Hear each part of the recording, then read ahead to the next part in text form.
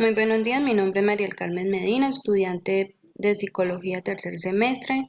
Estoy en el curso de Personalidad, Grupo Colaborativo 132, tutor Edwin Andrés Cuellar Soto. En este momento me permito socializar el OBI acerca de las teorías de la personalidad. Introducción.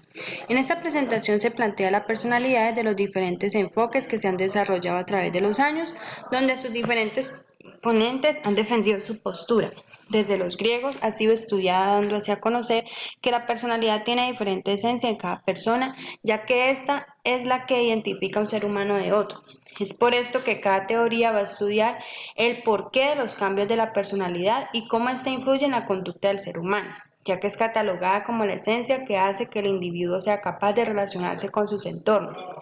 Las teorías que se abordarán serán teoría cognitiva, teoría conductual, teoría de los rasgos, teoría fenomenológica, teoría integradora, teoría psicodinámica.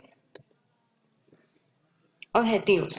Conocer las diferentes teorías de la personalidad, identificar sus objetivos y fundamentos que ayudan a fortalecer su posición frente al desarrollo de la personalidad, fortalecer los conocimientos acerca de la personalidad, enriqueciendo el proceso de formación como psicólogo. Teoría psicodinámica de la personalidad. Su mayor exponente es Sigmund Freud, padre del psicoanálisis. Él considera la conducta como el resultado de las fuerzas psicológicas dentro del individuo que en su mayoría no hacen parte de la conciencia.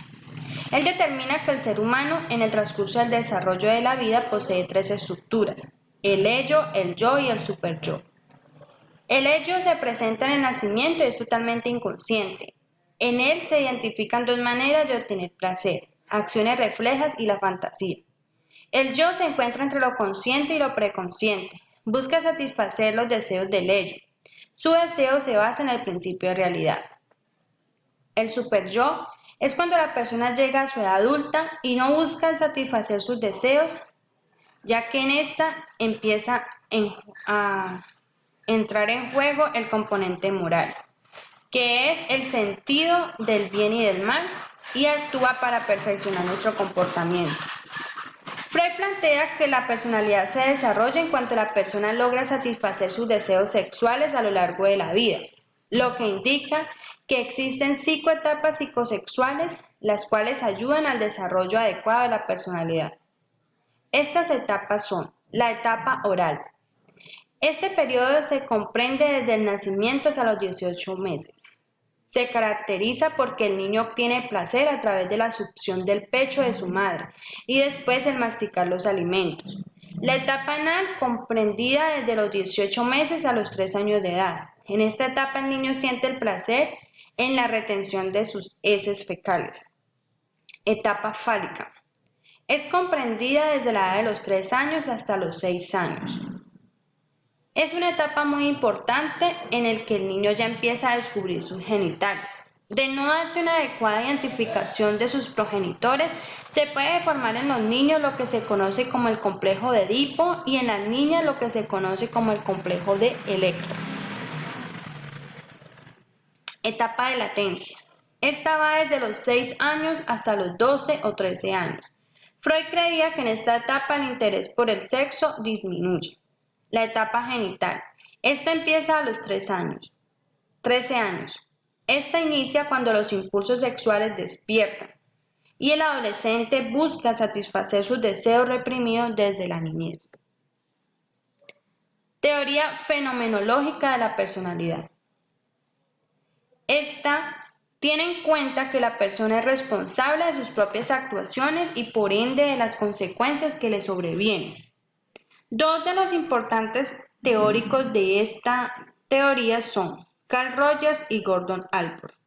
Carl Rogers considera que los seres humanos construyen su personalidad cuando se ponen al servicio de metas positivas, es decir, cuando sus acciones están dirigidas a alcanzar logros que tengan un componente benéfico. También que tiene la capacidad de tendencia a la realización, que es el cultivo de las capacidades y potenciales que se tienen desde que se nace. Por otro lado, Allport resalta la importancia de los factores individuales en la determinación de la personalidad. Él estuvo de acuerdo con Freud en que la motivación estaba determinada por instintos sexuales, pero que ésta se da de manera indefinida, ya que los instintos sexuales no permanecen durante toda la vida. Él señala la importancia del yo, concepto que defiende porque creía que era una de las características más importantes de la personalidad. Él crea el concepto de propium, lo que contiene las raíces de uniformidad que caracteriza las actitudes, objetivos y valores de la persona, y este se desarrolla con el paso del tiempo. Teoría de los rasgos. Esta se centra en las diferencias entre los individuos, las características particulares de cada uno, temperamento, adaptación, la habilidad emocional y valores. Raymond Cattell es uno de los personajes más significativos de esta teoría. Él agrupa los rasgos en 4 formas que se anteponen: comunes contra únicos, superficiales contra fuentes, constitucionales contra moldeados por el ambiente, dinámicos contra habilidad y contra temperamento. Hans Eysenck define la personalidad como una organización estable y perdurable del carácter, del temperamento, del intelecto y del físico de la persona, lo que permite su adaptación en el ambiente. Él establece la base de la personalidad, la cual está compuesta por 3 dimensiones: introversión, extroversión, neurositismo y psicositismo. La introversión-extraversión es la que caracteriza a una persona, dando así que sea o tranquila y reservada o sociable y expansiva. El neurositismo es la tendencia de un individuo a sufrir inestabilidad a nivel emocional. Y el psicoticismo se tiende a tener dificultades para hacer frente a la realidad y pueden ser antisociales, hostiles, poco empáticos y manipuladores. Teoría conductual de la personalidad. Coxon es considerado el padre del conductismo. Él manifestó su acuerdo con la teoría de John Locke sobre la tabula rasa, la cual considera que el recién nacido viene en blanco y es el ambiente el que determina su personalidad, no solo en la infancia, sino también en la edad adulta. Skinner, por otro lado, concluye que lo que una persona aprende a hacer es semejante a cómo aprende a hacer otras cosas. Concibe la conducta como producto provocado por el ambiente, donde hay estímulos que pueden ser reforzados que aumentan la incidencia conductual. Hull, en su concepto estructural de la personalidad, sostiene que el modelo estímulo-respuesta llegan a conectarse con respuestas, formando lazos. A partir de este lazo se establece lo denominado hábito.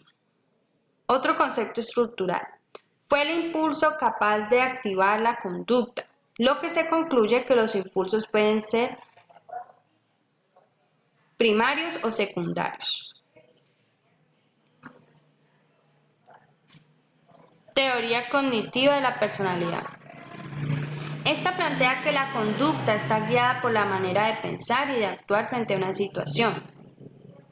Bandura plantea que la personalidad es la interacción entre cognición, aprendizaje y ambiente. Él considera a los seres humanos como seres complejos, únicos, activos, destacando el pensamiento y la autorregulación, ya que se encuentran en una continua resolución de problemas.